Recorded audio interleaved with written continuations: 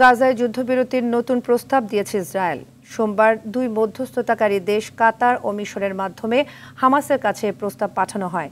নতুন প্রস্তাবে ৪৫ দিনের যুদ্ধবিরতি ছাড়াও হামাসকে সম্পূর্ণ নিরস্ত্র করার দাবি তেল আবিবের। তবে হামাস এ শর্ত মানবে কিনা তা এখনও নিশ্চিত নয়। এসবের মধ্যেও থেমে নেই গাজায় ইসরায়েলি নৃশংসতা। সামদানি প্রত্যয়ের রিপোর্টে দেখুন বিস্তারিত।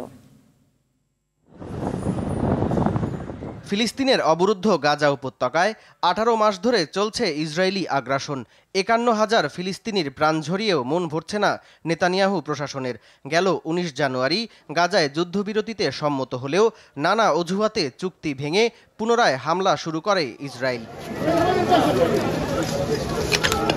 যুদ্ধবিরতির কয়েকটি প্রচেষ্টা ভেস্তে যাওয়ার পর নতুন করে একটি প্রস্তাব দিয়েছে ইসরায়েল।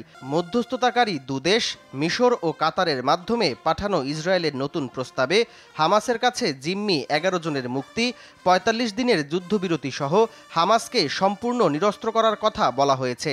হামাস অস্ত্র সমর্পণ করলেই যুদ্ধবিরতির পরবর্তী আলোচনা শুরু করতে চায় তেল আবিব। প্রস্তাবটি হাতে পাওয়ার পর এ নিয়ে যত দ্রুত সম্ভব পর্যালোচনা করা হবে বলে জানিয়েছে ফিলিস্তিনের স্বাধীনতাকামী গোষ্ঠী হামাস। তবে আল জাজিরাকে এক সাক্ষাৎকারে প্রথমবারের মতো দেওয়া নিরস্ত্র করার শর্ত না মানারই ইঙ্গিত দিয়েছে হামাস হাইকমান্ড।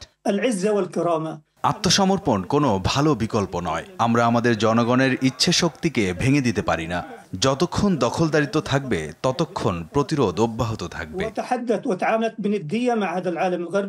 গাজা উপত্যকায় থেমে নেই ইসরায়েলি হামলা। সবশেষ ২৪ ঘন্টায় উপত্যকাটির বিভিন্ন প্রান্তে হামলায় নিহত হয়েছে কমপক্ষে ৩৯ ফিলিস্তিনি। দ্বিতীয় দফায় হামলা শুরুর পর থেকে উপত্যকাটিতে মোট নিহতের সংখ্যা ১৬০০ ছাড়িয়ে গেছে। সামদানি প্রত্যয়, RTV।